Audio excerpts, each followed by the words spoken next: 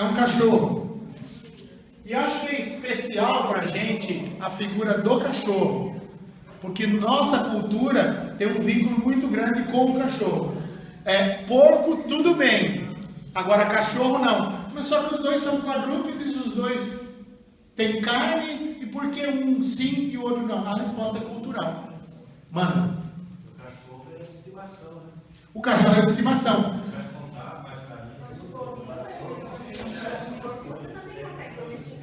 O porco tem uma função instrumental. Mas você percebe que não há nada na natureza deles que os diferencie? Porque você pode domesticar um porco. Você pode ter um porco em casa, você chama, o porco vem. Do cachorro ele só não late, o porco. Mas ele vai, coelho. Então qualquer animal. Quem é criado em sítio, que é sítio pequeno, cria vínculo com a vaca. Né? E aí você vai na direção certa, no sentido de dizer, bom, há um vínculo sentimental que é culturalmente estabelecido. Percebe? Então há essa prerrogativa de que não se come carne de cachorro, mas não se come carne de cachorro por quê? Porque não tem outro fator a não ser o cultural. Porque a carne do cachorro seria digerida pelo meu trato digestório da mesma maneira que qualquer outro. É um aspecto simbólico. Cai naquilo, o que eu não como, que talvez vocês nem tenham pensado nisso, né? Quando eu falo, vocês devem ter pensado, não tem gente que fala assim, eu como de tudo que eu estou acostumado, que eu me sirvo, mas essa segunda parte dos slides entra naquilo que eu não como, porque é aquilo que eu nunca cheguei sequer a pensar que fosse comestível. Oi? Alguém comentou? Quer falar? E para terminar, feijoada e esses dois elementos têm um vínculo muito grande com a cultura brasileira. Tanto é que se você for, feijoada não, mas se você for lá para fora e falar para um gringo que não fala uma palavra da sua língua, e falar assim, eu sou do Brasil, ele vai falar para você, caipirinha, Pelé, Romário, Ronaldo,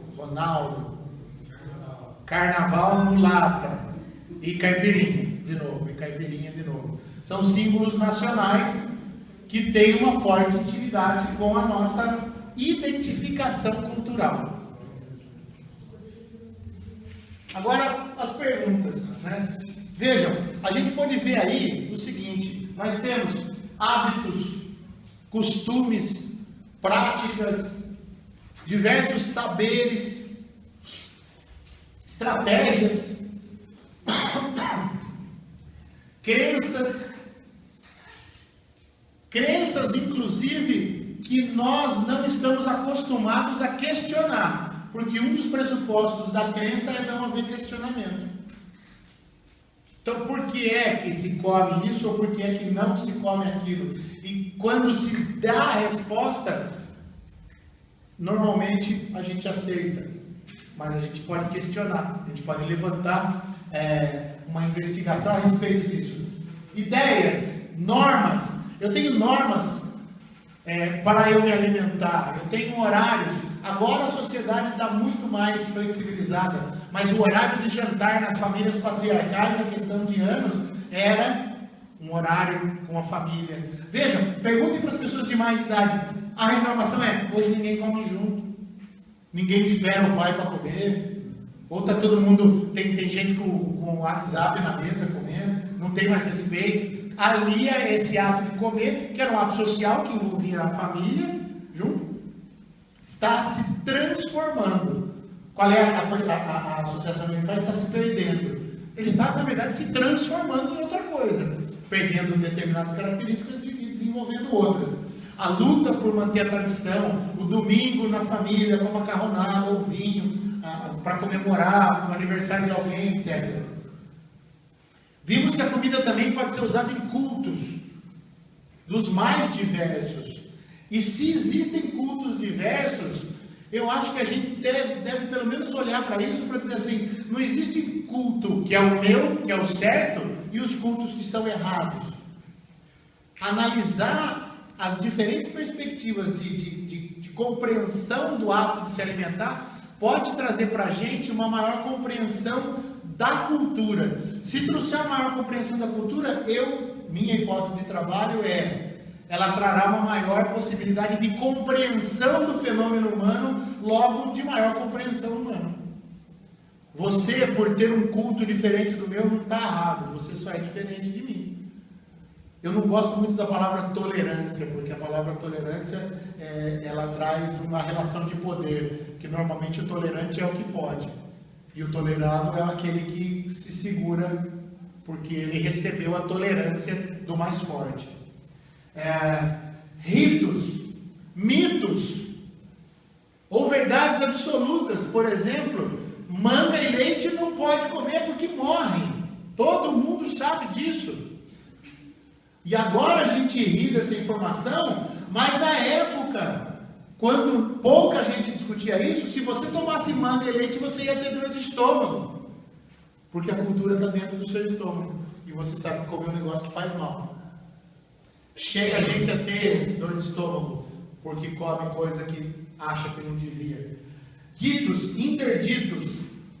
Não pode comer porco, não pode comer carne, não pode comer carne na sexta-feira, não pode comer répteis, não pode comer isso, não pode comer... Vejam que interessante, em todas praticamente religiões, quando você vai ter um dia de culto, e se você é principalmente o sacerdote, você está impedido de comer carne, e você está impedido de ter relações sexuais. Em diversas religiões. Para manter a pureza. Na religião católica, o interdito da carne na sexta-feira é para abrandar a energia que a carne traz e que te motiva a desejar outros prazeres. Percebem? Exigências alimentares. Vejam os ritos, os interditos e as exigências que o próprio mundo que vocês estão começando a compor como gastrônomos vai ter com vocês. Harmonização de queijo e vinho. Uma amiga minha tomava vinho comigo, tomava o que viesse. Abria lá o rótulo e a gente tomava o vinho que viesse com o queijo que tinha na mão. Normalmente um excelente meia-cura ou um queijo branco que estava na geladeira, porque não saía disso. Aí um dia ela foi fazer um curso de sommelier, de uma escola aí. E eu levei um vinho. E eu abri o vinho. E eu pus no copo dela e falei, não, obrigado, não vou tomar esse vinho. Eu falei, por quê? Porque os taninos dele são muito agressivos.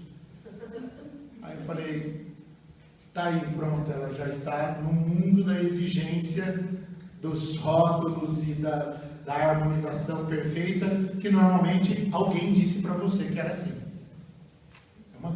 Até quase uma crítica isso que eu estou fazendo. Repúdios, né? Repúdios alimentares, as caras de vocês foram ótimas, de ver assim, a distância que vocês tinham tomado daquele alimento, dado a estranheza dele. Então o que eu não como? Eu não como aquilo que o meu estômago vira para mim e diz, isso aqui não entra.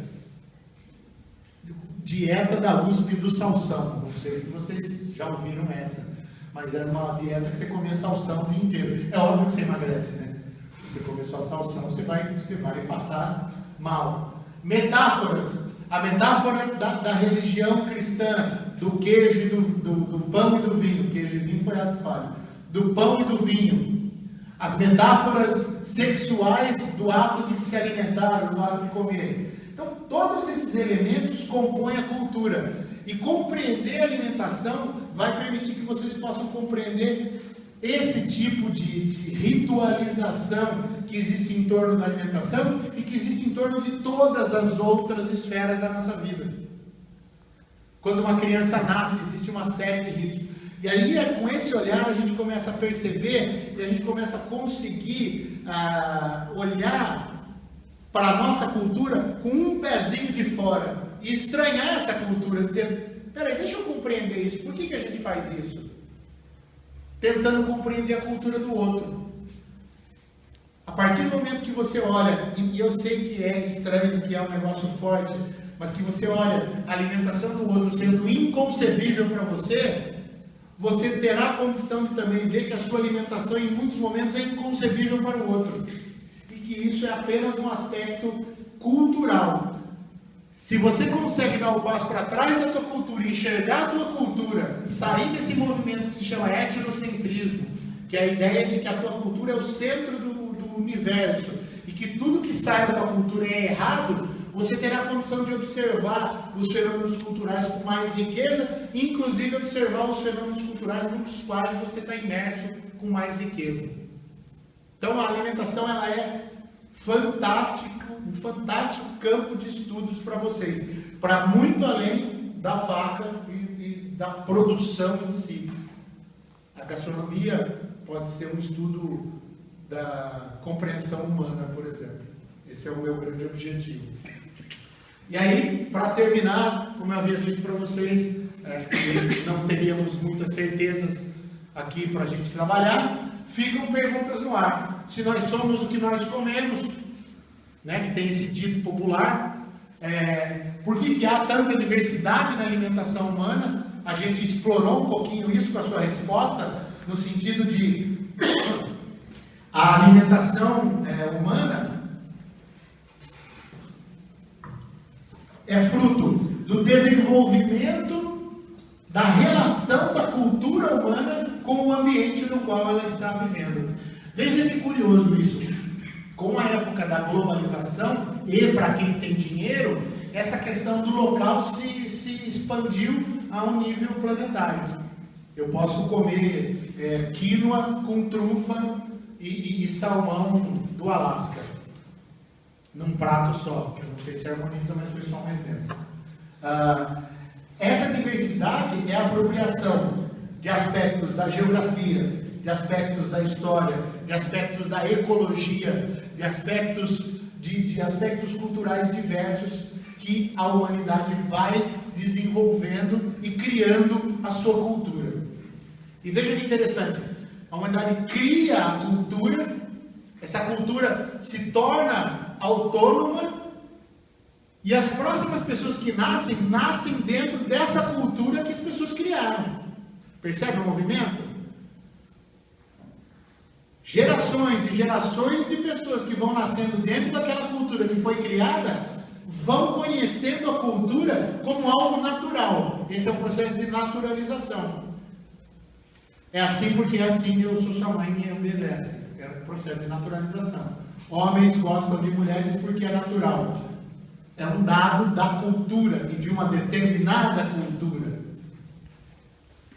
Essa cultura, ela é um organismo vivo e vai se transformando. Quais as relações entre alimentação e cultura? Todas. Para depois da resposta dele a respeito de eu como para matar minha fome, passou disso, todos os aspectos são culturais. E se a gente der um passo atrás, eu posso levar vocês a refletirem também sobre o seguinte: eu como para matar minha fome, mas eu morro de fome por uma questão política, greve de fome. Eu paro de comer. Então, eu, animal humano, posso optar, inclusive, por não comer. Nenhum leão faz greve de fome. Vocês lembram do Nemo, quando eles encontram com o Bruce? O Bruce é o tubarão. E eles estão numa reunião, tipo de um AA, né? E eles falam, os peixes são nossos amigos, nós não comemos nossos amigos. O Bruce seria um tubarão vegetariano, né? E até que acho que a Doris que machuca e sai sangue, e aí o DNA do Bruce se ativa com uma força maior do que aquela antropomorfização do Bruce, ou seja, aquele comportamento humano do Bruce. Se a gente ficar trancado aqui até a semana que vem, ou daqui 3 semanas, e eu soltar os ratos aí, vocês vão se divertir. Alguns morrerão, porque não vão conseguir comer. Eu recomendo assistirem um filme lá dos Andes, Vivos. E por fim, o que é cultura? O que é cultura e, além disso, o que são as culturas? Como são essas diferentes formas pelas quais os seres humanos produzem esse aspecto imaterial que se plasma, se transforma em materialidade nos pratos que vocês vão desenvolver, mas que extrapolem muito isso, porque trabalham no nível do significado. Então, eu gostaria de encerrar dizendo o seguinte: para mim, é uma grande alegria poder trabalhar com a ideia de alimentação, porque a alimentação é um dos fatores culturais mais relevantes que a espécie humana desenvolveu. Todos nós precisamos comer, mas depois desse todos nós precisamos comer, que é o biológico, ponto final. A partir daí é uma gigantesca criação de significados, e nós vamos dar significados diferenciados ao mesmo ato. O que foi? Quer falar? É que eu capto as pessoas pensando, e aí se você quiser.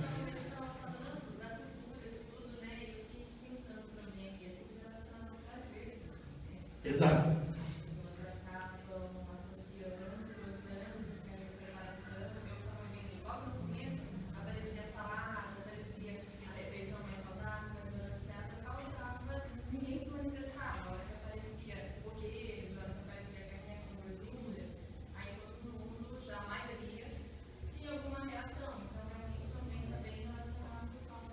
Sim.